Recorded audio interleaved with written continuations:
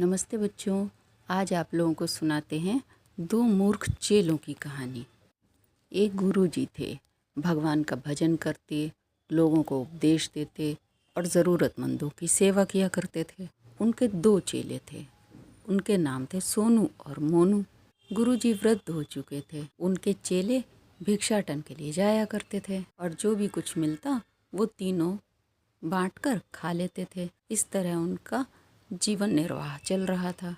गुरुजी अपने चेलों को भी ज्ञान की बातें समझाया करते थे। एक बार गुरुजी बीमार हो गए। वृद्ध तो थे ही, उनके शरीर में काफ़ी दर्द रहने लगा। उन्होंने अपने चेलों से कहा कि सारे कामों से निवृत्त होकर रात को कुछ देर के लिए मेरे हाथ पैर दबा दिया करो। अब दोनों चेले रोज़ रात को गुरुजी के हाथ पैर दबाया करते। कुछ दिन तक ये क्रम निरंतर चलता रहा। एक दिन दोनों चेले गुरुजी से पूछने लगे कि गुरुजी बताइए, हम दोनों में से आपके हाथ पैर कौन अच्छी तरह दबाता है।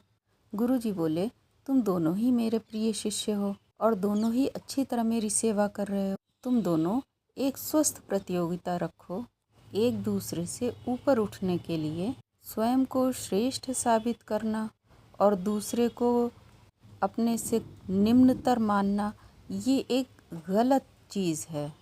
ऐसी चीज़ों से बचना चाहिए। लेकिन दोनों ही मूर्ख चेलों को गुरुजी की ये गहरी बात समझ में नहीं आई। कुछ समय के बाद जो हाथ सोनू दबा रहा था, उस हाथ पर मोनू ने चिकोटी काटी। अब मोनू भी कहाँ पीछे रहने वाला था। उसने सोनू के तरफ वाले गुरुजी के हाथ पर एक जोरदार मुक्का जड़ दिया। अब तो दोनों चेले झगड़ पड़े। सोनू मोनू की ओर वाले गुरुजी के हाथ पैरों को मार रहा था और मोनू सोनू की ओर वाले गुरुजी के हाथ पैरों को मार रहा था। गुरुजी तो दर्द से कराह उठे। वे उठकर बैठ गए और उन्होंने दोनों चेलों को कसकर डांटा। वे बोले, तुम दोनों को समझाने का कोई लाभ नहीं है। तुम दोनों महामूर्ख हो। आपस में लड़ रहे हो लेकिन मेरे हाथ पैरों पर मार रहे हो। ये तुम लोग मेरी सेवा कर रहे हो या मुझे तकलीफ दे रहे हो?